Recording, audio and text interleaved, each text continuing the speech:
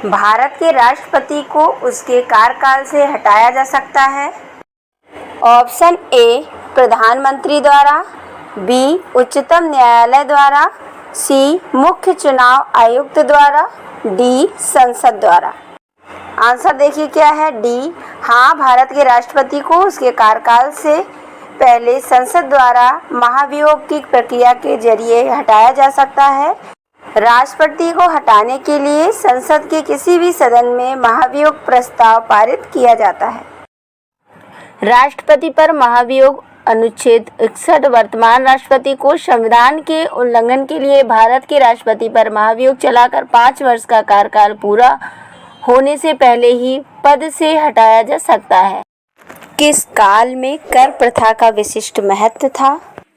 Option A महाजनपद, B गुप्त, सी हड़प्पा सभ्यता, D वैदिक काल। राइट आंसर होगा बी।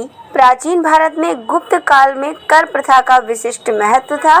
गुप्त काल को प्राचीन भारत में स्वर्ण काल के नाम से जाना जाता था। इस काल में राज्य की आय का प्रमुख स्रोत टैक्स, जो कर था वो क्या था? Tax.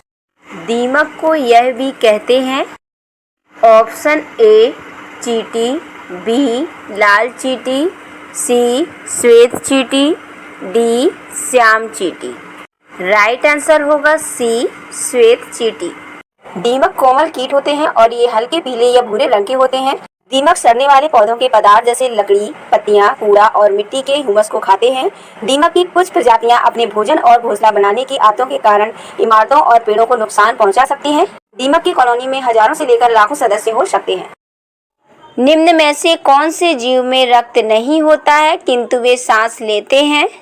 Option A hydra, B तिलचट्टा, सी केंचुआ, डी ऑक्टोपस।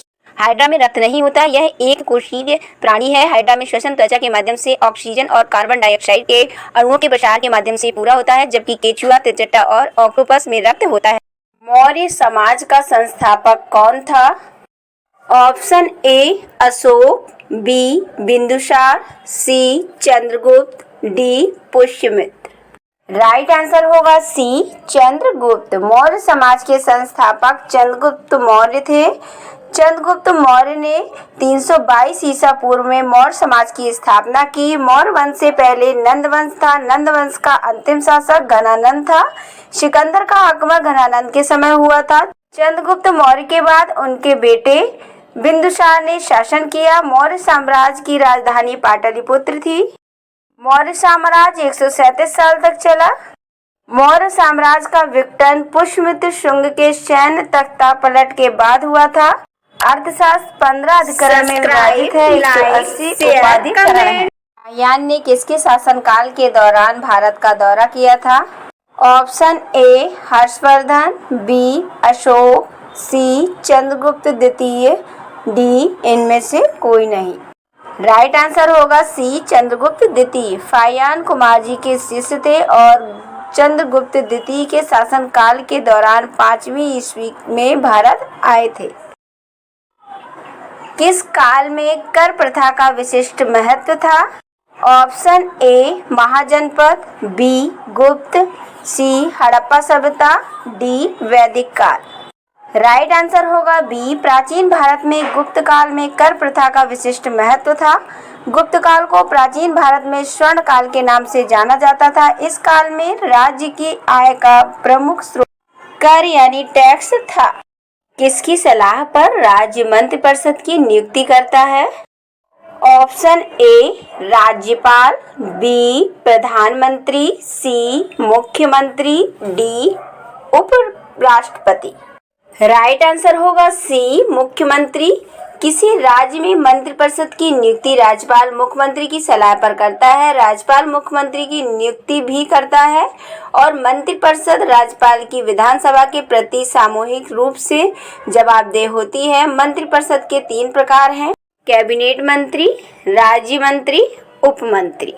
पारिस्थितिकी तंत्र का उदाहरण है ऑप्शन ए वायु, बी तालाब, सी जल, डी मृदा। राइट आंसर होगा बी तालाब। पारिस्थितिकी तंत्र के कुछ उदाहरण ये हैं कि झील में रहने वाले जीव जंतु, पौधे और सूक्ष्म जीव ताजा पानी, झील का जल और चट्टानें मिलकर एक पारिस्थितिकी तंत्र बनाती हैं। तालाब में मछली, जलीय पौधे और प्रोटिस्ट जैसे जीवित चीजें जैविक कारक हैं, वही सूरज की रोशनी, पानी की गुणवत्ता और तलछट जैसे तत्व अजैविक कारक हैं। समुद्री पारिस्थितिकी तंत्र को पानी की गहराई और तटरेखा के आधार पर कई क्षेत्रों में बांटा जा सकता है। महासागरीय क्षेत्र में व्हेल, शार्क और टूना जैसे जानवर रहते हैं। जंगल, घास के मैदान, रेगिस्तान और टुंड्रा जैसे स्थलीय पारिस्थितिकी तंत्र भी हैं। पारिस्थितिकी तंत्र एक निश्चित क्षेत्र में मौजूद जीवों एवं उन निर्जीव तत्वों का समूह होता है जिनके साथ वे अंतःक्रिया करते हैं। जब किसी व्यक्ति या समूह को किसी प्रतिरूप या फिर इमेज के साथ जोड़ दिया जाता है तो उसे कहा जाता है प्रताड़ित, मूर्ति, भेदभाव, रूढ़िबद्ध। राइट आंसर होगा डी। किसी व्यक्ति या समूह को किसी प्रतिरूप या फिर इमेज के साथ जोड़ दिया जाता है या जोड़ने को रूढ़िबद्धता कहा जाता है तथा व्यक्ति समूह का व्यवहार तथा आचरण इमेज प्रतिरूप के अनुसार परिलक्षित होता है।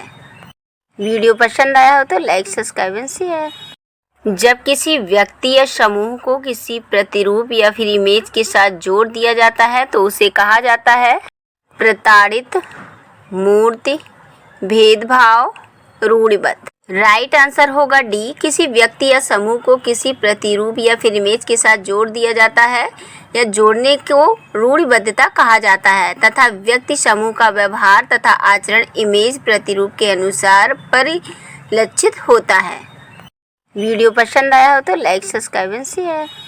जब किसी व्यक्ति या समूह को किसी प्रतिरूप या फिर इमेज के साथ जोड़ दिया जाता है तो उसे कहा जाता है प्रताड़ित, मूर्ति, भेदभाव, रूढ़िबद्ध। राइट आंसर होगा डी। किसी व्यक्ति या समूह को किसी प्रतिरूप या फिर इमेज के साथ जोड़ दिया जाता है या जोड़ने को रूढ़िबद्धता कहा जाता है तथा व्यक्ति समूह का व्यवहार तथा आचरण इमेज प्रतिरूप के अनुसार परिलक्षित होता है। वीडियो पसंद आया हो तो लाइक, सब्सक्राइब एंड शेयर। भारतीय संविधान के अनुच्छेद 21 का संबंध है ऑप्शन ए जीवन के अधिकार से, बी संवैधानिक उपचार के अधिकार से, सी धार्मिक स्वतंत्रता के अधिकार से, डी समानता के अधिकार से। राइट आंसर होगा ए। भारतीय संविधान का अनुच्छेद 21 संविधान के भाग 3 के मौलिक अधिकार से संबंधित है। इसके अंतर्गत नागरिकों को जीने का अधिकार दिया गया है। निम्न में से राज्य के सप्तांग सिद्धांत के अनुसार राज्य का 7वां अंग कौन सा था? ऑप्शन ए जनपद, बी दुर्ग, सी मित्र, डी कोष। सप्तांग सिद्धांत के मुताबिक राजा का राज्य एक अंग है। सप्तांग सिद्धांत के मुताबिक राज्य के 7 अंग हैं। स्वामी राजा कहते हैं जिसे, अमात्य मंत्री कहा जाता था, जनपद क्षेत्र, दुर्ग किला, कोष खजाना, दंड न्याय या बल, मित्र सहयोगी। कुछ पॉइंट देखिए और भी हैं। प्राचीन काल में राज्य के इन 7 अंगों का सुदृढ़ और स्वस्थ सहयोग बहुत जरूरी माना जाता था। कौटिल्य ने अर्थशास्त्र में सप्तांग सिद्धांत का वर्णन किया है। एक निश्चित क्षेत्र जहां रहने वाले सभी मतदाता अपना प्रतिनिधि चुनते हैं कहलाता है। ऑप्शन ए राज्य, बी क्षेत्र, सी सीमा, डी निर्वाचन क्षेत्र। राइट आंसर होगा डी। वह निश्चित क्षेत्र जहां रहने वाले सभी मतदाता अपना प्रतिनिधि चुनते हैं वह क्षेत्र निर्वाचन क्षेत्र कहलाता है। इस क्षेत्र का निर्वाचन चुनाव आयोग करता है। नेक्स्ट, भारतीय स्वतंत्रता संग्राम में दांडी यात्रा को किसकी शुरुआत माना जाता है? ऑप्शन ए स्वदेशी आंदोलन, बी होम रूल आंदोलन, सी भारत छोड़ो आंदोलन, डी सविनय अवज्ञा आंदोलन। राइट आंसर होगा डी। 1930 ईस्वी में कांग्रेस की वार्षिक अधिवेशन में कांग्रेस को सविनय अवज्ञा आंदोलन करने का अधिकार दे दिया गया। अतः गांधी जी के नेतृत्व में स्वराज की प्राप्ति के लिए सविनय अवज्ञा आंदोलन प्रारंभ किया गया। गांधी जी ने 1930 ईस्वी में नमक कानून को तोड़कर सविनय अवज्ञा आंदोलन का आगाज किया। 12 मार्च 1930 ईस्वी को गांधी जी ने साबरमती आश्रम में अपने 78 सहयोगियों के साथ दांडी की ओर यात्रा प्रारंभ की। गांधी जी ने समुद्र के किनारे नमक बनाकर अंग्रेजों का कानून तोड़ दिया। जब एक देश पर दूसरे देश के दबदबे से राजनीतिक, आर्थिक, सामाजिक और सांस्कृतिक बदलाव आते हैं तो इस प्रक्रिया को हम कहते हैं ऑप्शन ए औपनिवेशीकरण, बी पुनर्जागरण, सी महासंघ, डी व्यापारिक। औपनिवेशीकरण वह प्रक्रिया है जिसमें कोई राष्ट्र पिछड़े तथा कमजोर राष्ट्र पर अपना राजनीतिक व आर्थिक नीतियों को जबरदस्ती लागू करता है तथा उस देश के आर्थिक व प्राकृतिक संसाधनों का दोहन करता है।